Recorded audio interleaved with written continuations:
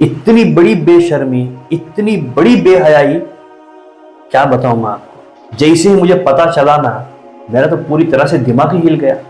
जब आप सुनेंगे ना तो याद रखना, आपके बदन के पूरे रोंगटे खड़े हो जाएंगे। आपका दिमाग पूरी तरह से हिल जाएगा। अस्सलाम वालेकुम, आप लोग कैसे हो? कमेंट में जरूर बताना।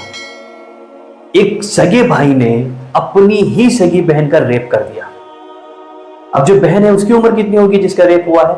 20 साल, 22 साल, 15 साल नहीं यार, 12 साल की भी नहीं, मासूम 9 साल की बच्ची है वो। और जिसने रेप किया ना अपनी ही बहन का, उसकी उम्र कितनी होगी बड़े भाई की? 20 साल, 25 साल नहीं, उसकी उम्र 14 साल भी नहीं, वो 13 साल की उम्र का है।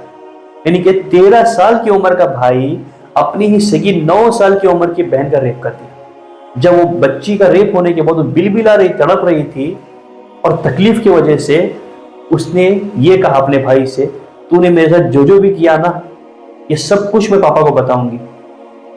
तो भाई ने क्या किया, डर के मारे अपनी ही बहन को मार दिया, रेप करके अपनी बहन को मार दिया। और फिर ये इन्फॉर्मेशन जो है पुलिस तक पहुंची।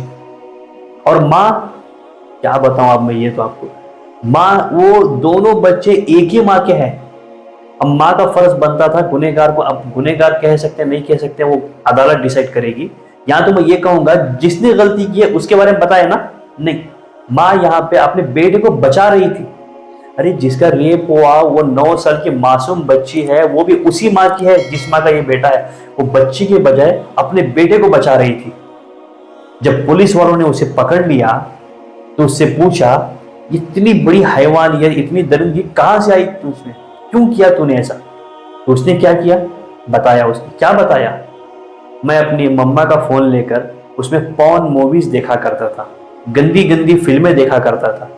जब मैं देख रहा था एक दिन तो जोश भर गया मेरे अंदर, मेरे जज्बात भड़क गए।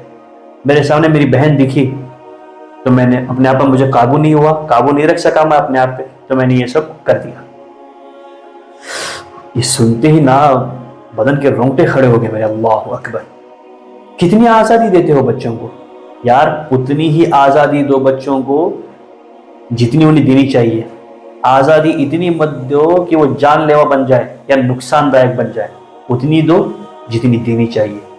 आपके बच्चे ऑनलाइन क्लासेस के लिए आपके पास फोन ले लेते हैं, पढ़ाई के नाम पे फोन लेते हैं, कुछ गेम खेलने के नाम पे फोन लेते हैं, कुछ कार्टून देखने के नाम पे फोन लेते हैं, कुछ फिल्में देखने के नाम पे फोन लेते हैं। याद रखो, फोन जब दे रहे हो बच्चों को, सबसे पहली चीज उन पे नजर रखा करो कि बच्चे फोन में क्या देख रहे हैं, क्या नहीं देख रहे।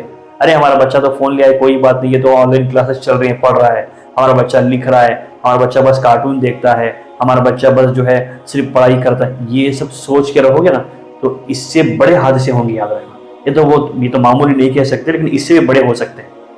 बच्चों में बेहयाई जाग रही है, बेशर्मी जाग रही है, हैवानियत जाग रही है बच्चों में। ये क्यों?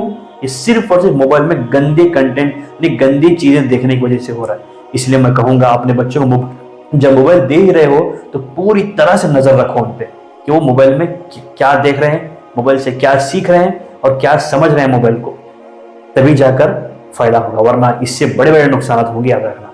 तो चलिए आज की इस वीडियो में बस इतना ही, फिर मिलेंगे एक नए वीडियो के साथ। तब तक के लिए अपना बहुत ख्याल रखें और मुझे अपनी दुआओं में याद रखें, और मुझे दीजिए इजाज़त।